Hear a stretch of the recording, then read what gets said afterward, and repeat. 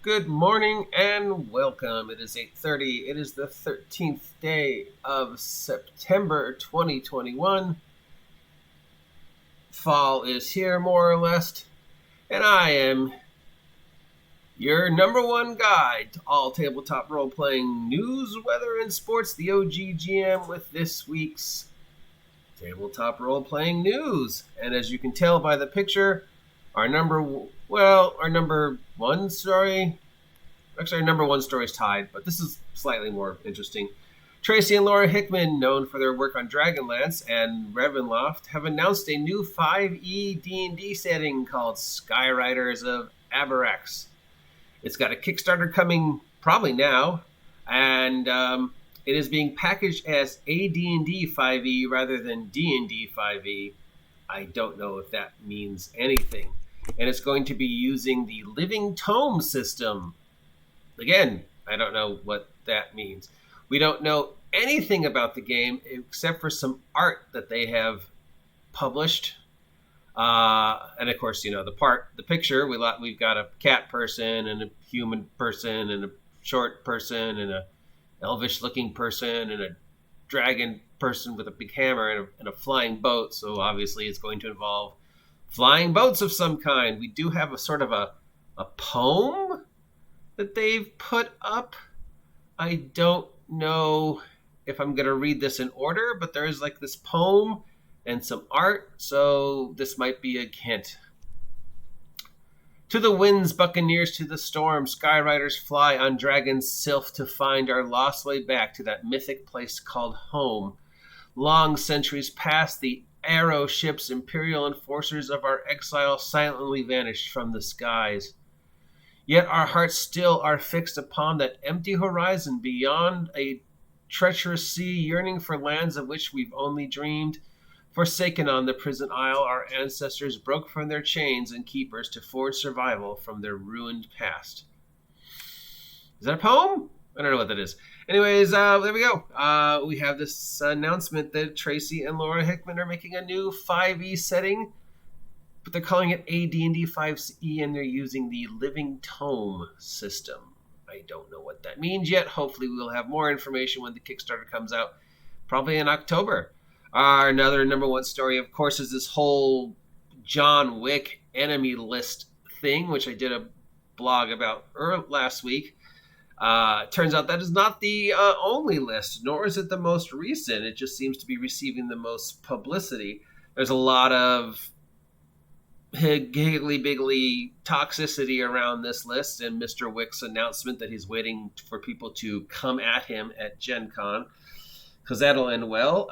The list has been called an enemies list. That, of course, if you actually read it, it's not really an enemies list. It's more just one individual's taking a look at the political stances of the various game companies and saying which ones are or are not doing certain things. I am neither for nor against the list. The list is actually not that well done.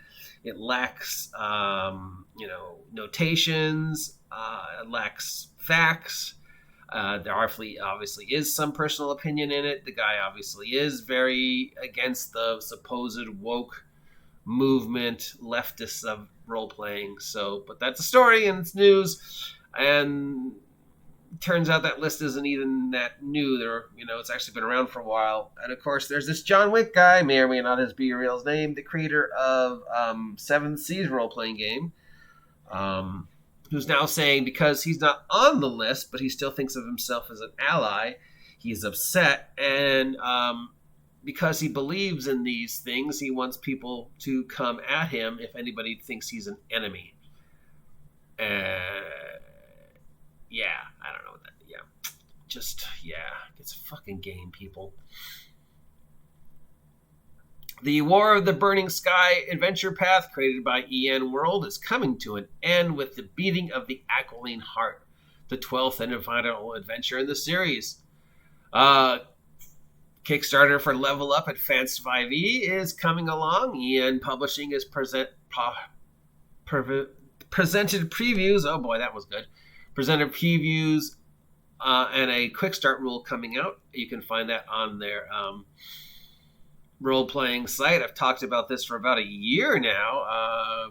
These guys are making a system to sort of go against 5e, to be a little more chunky version of 5e, sort of take 5e apart and put it back together again.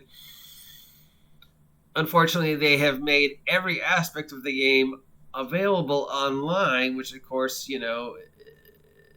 I could just download all the stuff. I don't now have to buy your game because you've made all the playtest stuff online. True, it's the playtest stuff pre-Kickstarter, which means it could change by the time it actually is published. But if I was a jerk, I could download your entire game. So what does that say? Is it a good thing or a bad thing to make every aspect of your game as you're playing tested available up online for people to take a look at? I don't know. Probably not a good idea.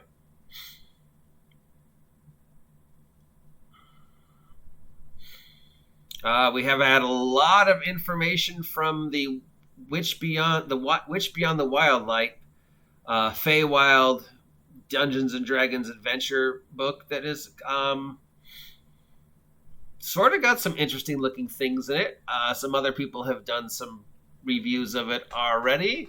Obviously, it's introducing the Feywild demi-plane to Dungeons and Dragons 5e. It's another hint of the future planescaping, plane traveling that we might or might not expect from D&D. I did a vlog the other day about theory crafting, the possibility of this being the sort of direction they're going. They're just not telling us.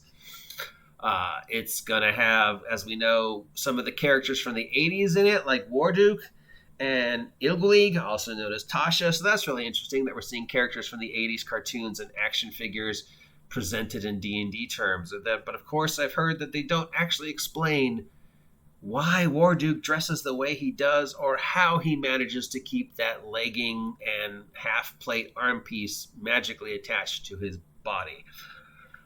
Yeah. And in addition, Wizards of the Coast has now also giving us a preview of the Jabberwock from the Wild... Which is it called? Witch Beyond the Wild Light? Or is that a misprint? Who knows? Anyways, the Wildlight Feywild book. It's this big dragon-looking Jabberwocky thing. Jabberwock, of course, famous from the Lewis Carroll poem and from Alice in Wonderland. So if you want a CR13 monster in your game, the preview is up. We also have the Gale Force 9 has announced several accessories for the setting. I knew it's the Wild Beyond the Witchlight, not the Witch Beyond the Witchlight. I was saying it wrong.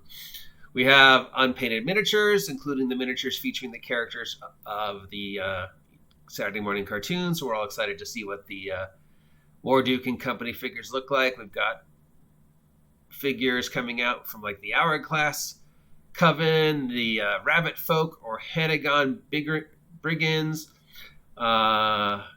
We've got the ones with Strongheart, Elkhorn, Mulvier, and Ringland. So we've got a lot of figures coming out. We've also got a Wild Beyond the Witchlight DM screen coming out. And I am as I have mentioned repeatedly, I'm very excited to see the figures because I'm hoping they do some creepy circus stuff out of it. Free RPG Day announced a lineup of companies and games that will be available for the local store of the event.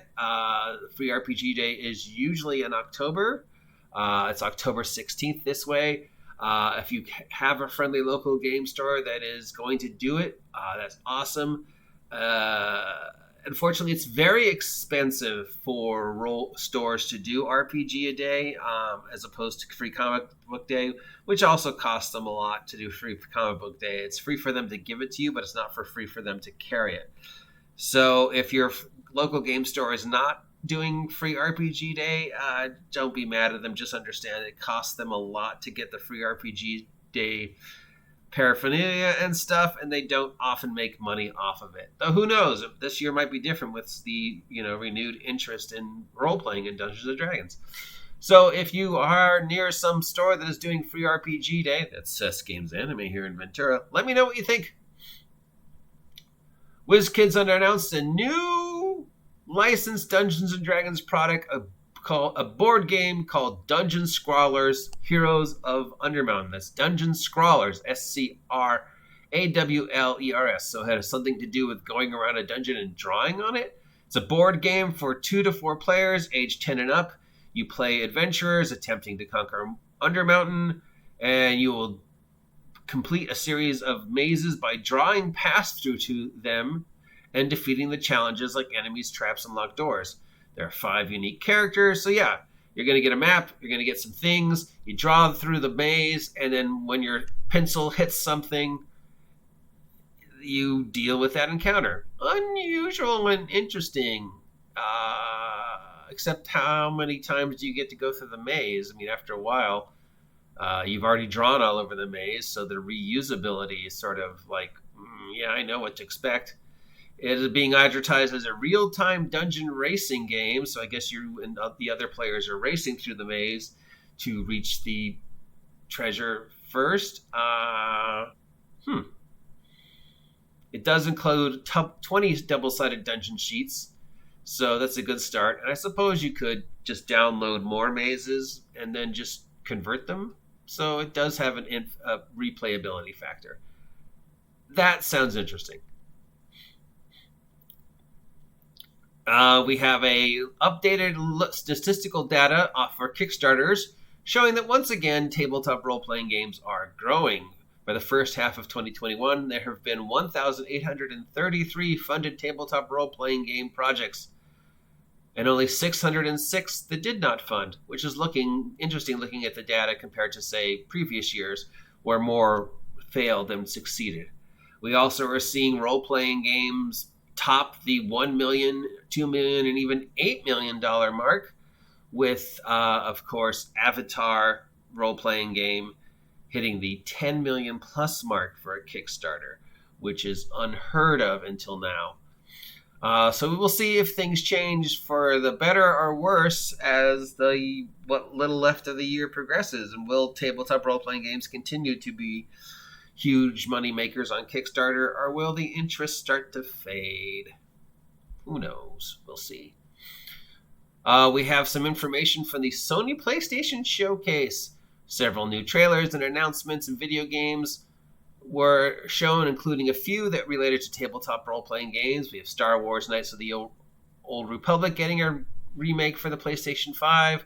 We have Teeny Tina's Wonderlands, which is a spin-off of the Borderlands franchise, based on the character Teeny Tina, who is a character from Borderlands, running a Dungeons & Dragons-inspired role-playing game for other characters from the series. And then we have a new trailer out for Vampire the Masquerade Blood Hunt, featuring our first look at the gameplay. So if you are a video gamer / role-playing gamer, check it out. This Teeny Tina's Wonderland. So you play a character who's playing a character in Tina's role-playing game, and then you just... Inception. Okay. Nothing going on Humble Bumble this week, but as always, check out Humble Bumble and Bumble of Holding for good deals on role-playing PDFs. The things that interest me the most for this week are Dungeon Scrawlers. It's an interesting idea. I am slightly interested in Tina's Wonderlands. This does seem to be a thing that's starting to appear. Games where I play a character who's playing a character in another game, sort of this hack, fate stay, trapped in a video game idea. So you're playing a character, but then you're also playing that character's character in the game. Now here we have a video game that's doing the same thing, where you have Teeny, who's an NPC from Borderlands, running Dungeons & Dragons type game, and then you're playing the characters who are playing characters in her game. So I guess they just sort of make the commentary, but then you still move the characters around on your own. I need to see more of that, but it does seem to be a thing. I don't know if it will continue to be a thing, or is this just a blip, or is this something that is actually going to see more of going forward, of this idea of games where you're doing the Ready Player One idea. Yeah. That's about it. Of course, we have Skyraiders coming out from the Hickmans, as we started with. So obviously it's a 5e game with flying boats. Yeah.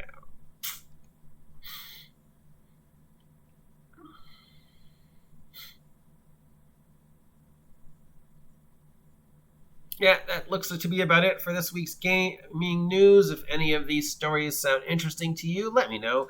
If any of the products sounds like something you'd like to purchase, head on over to your friendly local game store, that's S Games Anime here in Ventura, and ask them to order it for you. Till next time, I am the tabletop role-playing game Love Train. That is the OGGM. Have a great day. Stay warm, stay dry, stay happy, stay healthy. Stay off my land. I'll talk to you later.